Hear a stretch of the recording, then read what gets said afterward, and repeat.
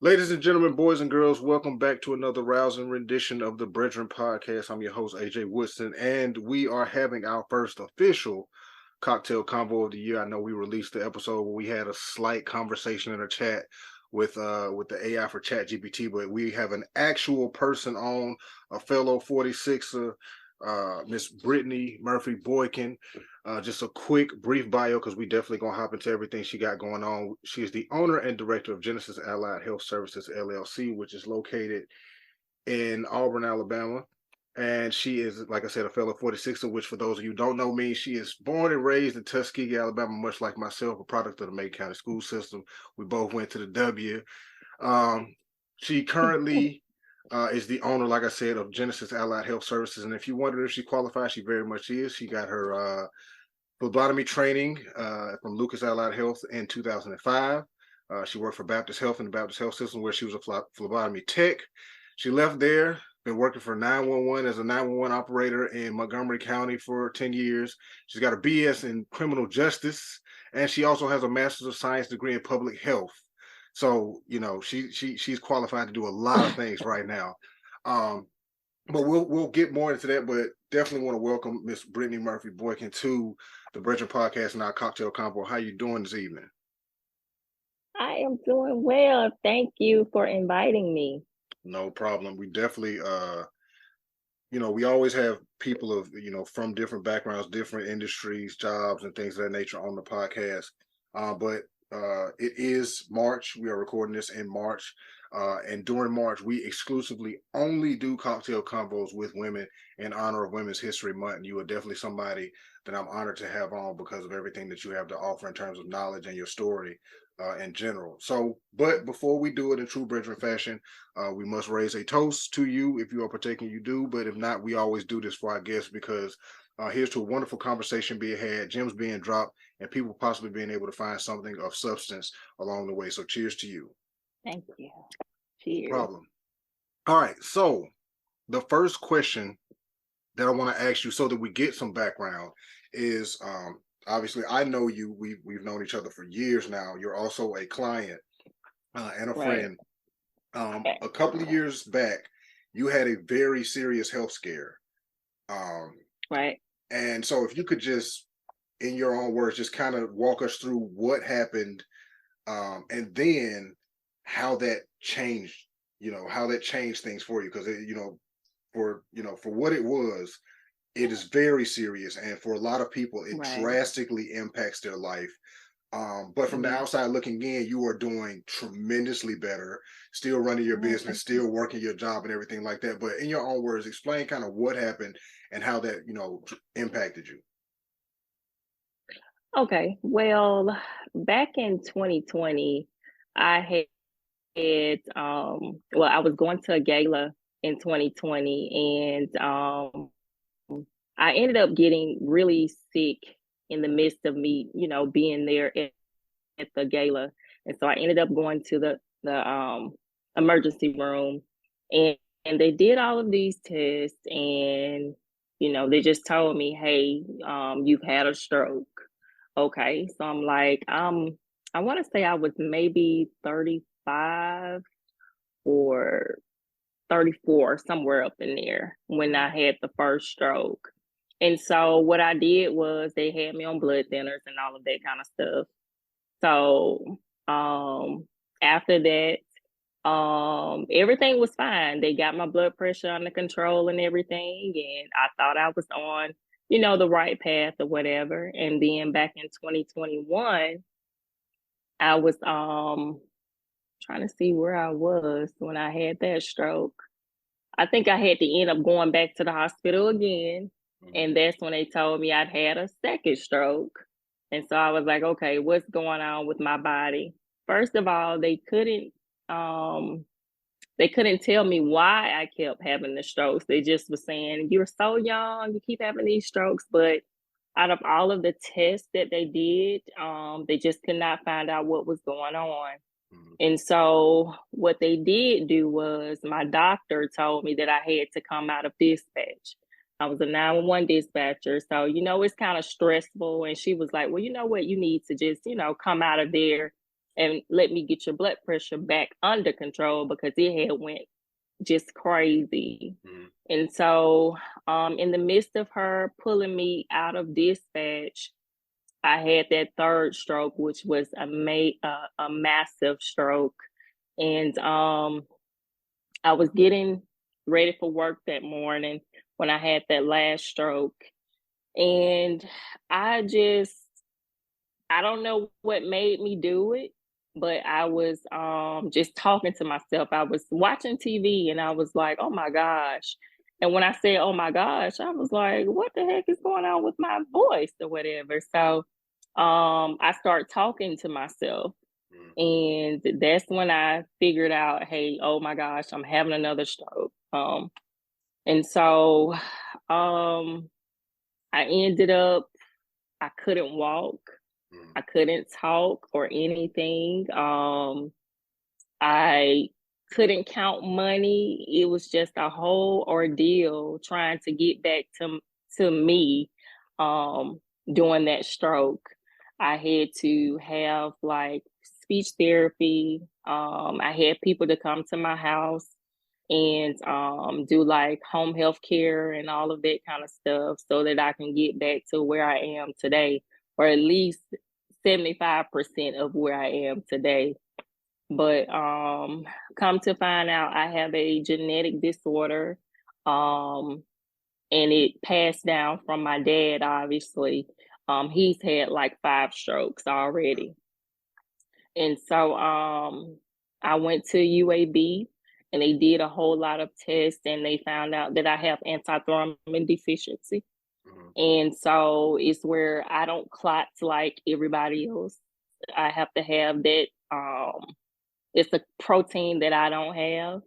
And so I'm on blood thinners to kind of make sure my blood is kind of thin so that I can, function and don't have another stroke. So that's how that happened with the stroke or whatever. Now, what's interesting to me is that I only knew about the big one, the last one. I didn't know that you had 2 more before that. Ooh, yeah. And it's also interesting to know that you had these strokes and, like it, not to say that it didn't affect you, but like you had a stroke and they were like, you had a stroke, like you had a stroke and you didn't even know you had 2 of them. They told you, they're like, no, I felt sick. And they're like, oh yeah, you felt sick because you had a stroke. And then the third time for you to be so aware of what actually was going on is mind blowing. But luckily with tests and stuff, you've actually found out what the issue is and you can better take care of it. Now, the question I have now is when all of these have happened, Genesis was already established by then, right? When you had each one of them, or correct. Right. Yes. So how was that parallel of working in public health, and teaching people to be certified nurses assistants, phlebotomy techs, CPR, and just knowing that because it's one of those things where it's like if you see a hairdresser and their hair not done, you like, and you like if a doctor gets sick, it's like how the doctor gets sick, the doctor, but like you work in healthcare, you teach other people healthcare. What was that like for you having to, at some point, I guess it may have been a thought, maybe it wasn't. Well, I think for me, I mean, it was kind of like full circle moment, I guess, because even when I had those strokes and everything, I've already had like a little background in the healthcare field anyway. Right. So I don't know. It just, I can't even explain it. I know for me, when I did have the stroke, like that last one, everything I thought that I knew, or I questioned everything that I like, all of my education, all of the training that I did and all of that kind of stuff. I felt like the stroke kind of took something from me. And so for a moment, I felt like I was not I want to say, I'm not going to say I wasn't adequate, or I just wasn't worthy of basically owning a business, a healthcare business, because I felt like, oh my gosh, who is going to, come to my business, or are these students still going to come? Because for a long time, I would not speak to my students. I wouldn't communicate with my students or anything, because I felt like I was just, you know, a person that, how can I put it? I just wasn't worthy, because I felt like people were going to be looking at me in a way where I had a handicap, Right. So, yeah, yeah. No, that's interesting that's one of the reasons why I asked the question. But let's rewind a little bit then. What made Mm-hmm. you want to open a school, a training school? Because for Cool. me, when I very first saw you introduce it and all that, I was like, yo, this is crazy. Somebody I know is starting a school. And by us being Yeah, from Tuskegee, it means a lot. Number one, because Tuskegee right, University, obviously, but we had right. Huntington was originally started in Tuskegee, and then I Mm-hmm. think what was it, Southern Union, Southern Community, or what? We had the other school Mm-hmm. there that was locally, like they I forgot the lady's name, but she Right, started that. So it right. was very refreshing. Number one, that you were starting a school, being from Tuskegee, and obviously it's in Auburn, but a Mm-hmm. lot of your students are from Macon County, from Macon County, from Lee County, and surrounding Right. areas. So what made you want to open a school? Mm-hmm. Well, um, I was a phlebotomist, and I saw where one of my other coworkers that I used to work with at Baptist, she had started hers. Mhm. And I was like, you know what? I want to put something in Tuskegee. I want to do something for my people in Tuskegee and the surrounding areas or whatever. And I think when it comes to like business, especially women, we get so caught up in the fact that you're doing something that I'm doing, so I'm not going to give you this information to get you out there or whatever. So what I had to do was I had to get it out the paint, Mhm. and I had to research. I had to find, you know what I needed to find for getting my license for my school. But luckily, I connected back with the lady that taught me phlebotomy, Mhm. and she basically gave me the blueprint. She was like, "Hey, I'm gonna help you out," and so that's how I actually got started. I just, had to do the leg work, but she Mhm. kind of told me what I needed to do, and of course, I called the state of Alabama to get, the rules Right. and regulations. But yeah, but that's how I started. I started right there in St. Andrews in Tuskegee, That was and started in 2018. that was the next point that I was going to bring up, is that you didn't start with your own, space. You were teaching classes at the church, Mm-mm. and that in itself is Yep. very symbolic, because Tuskegee University started at Bethel Chapel. They gave them the space. Right. A lot of Black institutions are started by the church. So that connection there was like, I was like, you really put forth the effort of, making it happen. It's like, okay, a lot of people probably like Yeah. you went to somebody for help. They didn't necessarily, they wanted Mm-hmm. to be a gatekeeper. So you went and did the work on your own, and then somebody comes Mm-hmm. in and confirms basically what you had already found out and helped you along the way. And I think Right. that's powerful in itself, that people need to remember, is that you were hit with several obstacles in the Mm-hmm. beginning. You kept going, and then during, you hit your obstacles with your health, and you kept going. Right. um Right.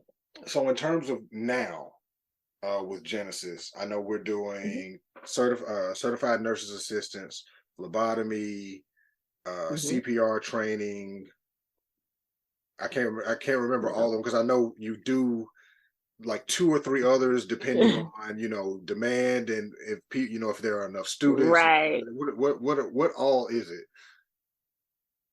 Yeah, so we have phlebotomy, that's my first one. Then we have medical assistant, patient care technician, pharmacy technician. Um, we have, of course, CPR, and we have the IV course as well, where they can get certified to do IV training. Hmm. So And hopefully, I'll get a couple of more.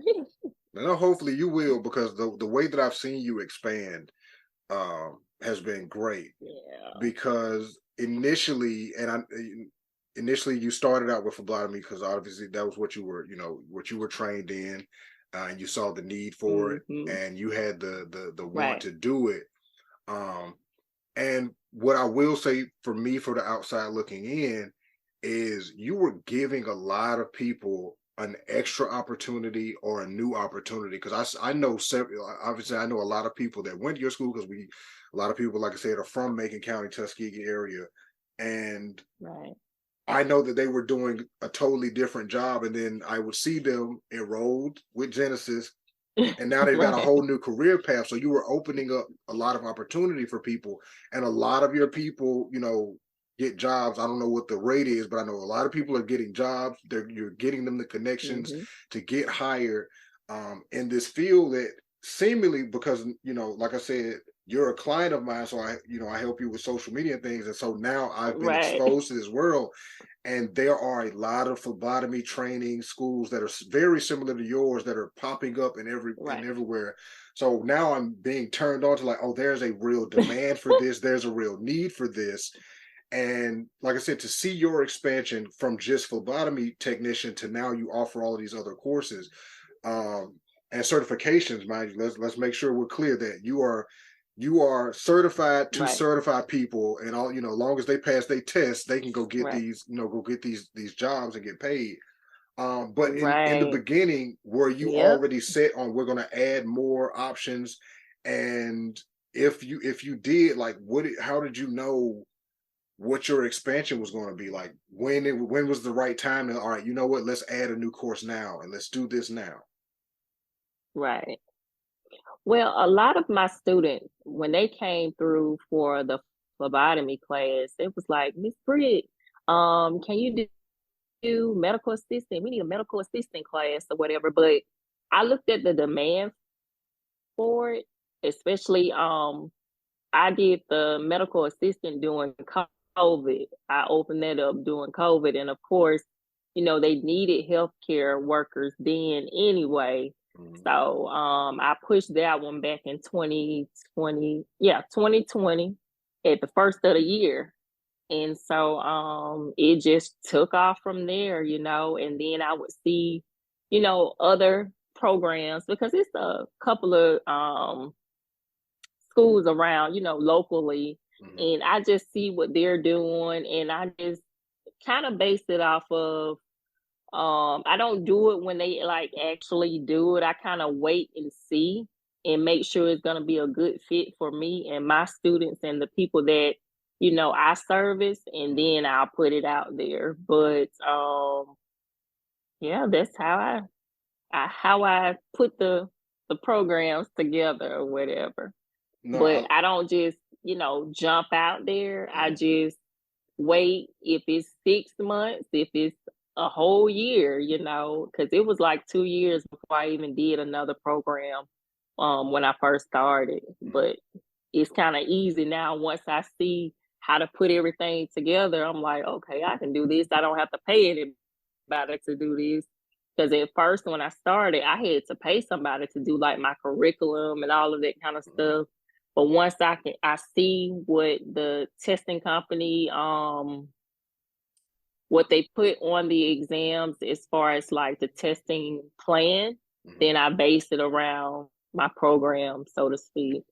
Gotcha. Yeah, But no, it's yeah, very, very interesting to note that and then also, while you're doing this, like I said, from the very beginning, and you've expanded, adding more courses, and during all of this, you've had 3 strokes, and Yeah. you're the sole owner, proprietor, director of this school Right. that while you and I know for Mm-hmm. the third stroke, you were, like you said, you were down for a minute, speech therapy, all these Yes. things. Doctors telling you don't go to your Mm-hmm. other job, which is 911, which is helping people help people. Right. Right. And the Right. school survives, and you're back at Yeah. work being a dispatcher, right? Well, that was one of the stipulations. I was first of all, of course I got married, right, That also. after I had the stroke or whatever. Mhm. Yeah. And so my husband just told me, he was like, babe, he was like, I want you to get better. He was like, you don't have to go back to work if you don't want to. You can just strictly focus on your business, but I want you to get better first. So of course, I'm a girly girl, so I wanted to have a wedding. Mhm. So I told him, I said, I'm gonna go back to work because I want to help out with everything and all of that kind of stuff. And my doctor told me that I could not go back to dispatch, so I had to have proof that I was gonna be like a clerk or something like that. So Mhm. I actually had to come out of dispatch because she didn't want that extra stress. Gotcha. So yeah, But you still work for the sheriff's yeah. department, right? Oh yeah, Yeah. yeah. I still work for the sheriff's department. Yeah, And that in itself is and I beautiful actually because love my job. no, I know you do. I it's certain people I can tell they love their job. Like you, I can tell that you love your job because a lot of people, especially if they're in your position, you got your own school. Everybody doesn't know what all goes into that, but a lot of Mm, people be like, "You got your own school, you got students. Why are you still doing this?" And right. but that's a lot of people aren't fulfilled by their jobs. But I can tell that you love your job, you love the people you work with, and things like that. Yeah. But it just speaks also to you as a person because you went through this health scare and your job was able to still accommodate you. A lot of people's jobs will not Hmm. accommodate them. Like your job was like, okay, we got something for you. As if you Hmm. want to stay, we got something for you. And then also your support system Right. of your husband, who's like, look, you ain't got to go back to work. Work, focus on Right. yourself and focus on your business when you're ready. So just those things I Yeah. definitely want to highlight and put note to. Because that, Yeah. that is worthy to note. Just the Oh blessings yeah. that have been bestowed upon you, and I'm just glad that I get to kind of experience and see what all has transpired for you and what's going to happen. Because one thing that I say, like the growth of your school is phenomenal. Because when you started phlebotomy training, I don't, like I said, I have no Yeah. idea how this works, and I was like, that's so dope. And then you start adding Hmm. other classes. I'm like, oh snap! And for me, it's seeing a college or an institution actually being created to where at some point this has to turn into that because now you've got so many different things under your umbrella. You've got people that you hire and every year. And I also like the fact that a lot of people may, you're a small school. You don't have hundreds of students, at a Right. time, but you give every single one of your students an actual graduation. You hold an actual ceremony. You give out diplomas, certificates. You make sure they get hired, and you prepare them for the Right. test. So Right. it's very, all encompassing, and it's set on people's success. And I just want to congratulate you and thank you for doing Thank this you. and empowering people that look like us and that are from where we're from. So, just thank you Yeah. for that. And also, just, a lot of people think, the healthcare industry is only for women, but it is not. You've had male Oh students, you got no. male students. Yeah. So men Yes. and women get, if you in the, Right. if you're in the Alabama, I'm gonna say the Alabama area, Hmm. definitely get in contact with Genesis Allied Health Services, LLC, owned and directed by Miss Brittany Boykins. You can find them at Genesis Allied Health, GENESISALLIEDHEALTH.com. And then you can also email them at genesisalliedhealth@gmail.com. But Miss Brittany, thank you so much. Is there any last words or anything that you want to leave the people with? No. I'm good. I just thank you for having me. Like this is the first I've had I've had to speak several times, but this is like the first where I've actually just enjoyed this, you know. Mhm. I really appreciate it. Thank you so much. I really do. No problem. Thank you so much. And we pride ourselves on fostering a space, a platform, and an environment where people are comfortable, just talking. Mm, I never want things to feel like an interview. I never want to ask people the right. same questions over and over again. Like I people know this if they listen to the podcast, but I didn't. You asked me, you were like, was there any questions you gonna ask? And I'm like, we're just gonna talk. I don't have any questions written down anywhere. It's just I let the conversation flow, and it's just based on being Mm, inquisitive and trying to really learn people and not getting canned answers where it's like, yeah, I own the school, this is what I do, and then but it's having a real conversation where right. people feel like they were sitting right here with us having this conversation. So we thank you for your time. We thank you for your efforts. I thank you for everything you do, and you already know I'm a Facebook message, text message away for anything and everything you Yeah, need, yeah. personal and professional. So with that being said, Gotcha. ladies and gentlemen, this has been our first official human cocktail convo for the year, and we are celebrating Women's History Month with none other than Miss Brittany Boykins, owner and director of Genesis Allied Health. Y'all take a look at their website, follow them on Facebook and Instagram, Genesis Allied Health Services, Genesis Allied Health on Instagram, genesisalliedhealth.com. This is AJ Woodson for the BREADren Podcast. Shout out to my co-host, Dr. John Levin, PhD, CFP, Mr. Destrian Wells of D Wells Consulting. Look out for the next episode of BREADren Podcast coming soon. We love y'all, and there's absolutely nothing you can do about it. Peace.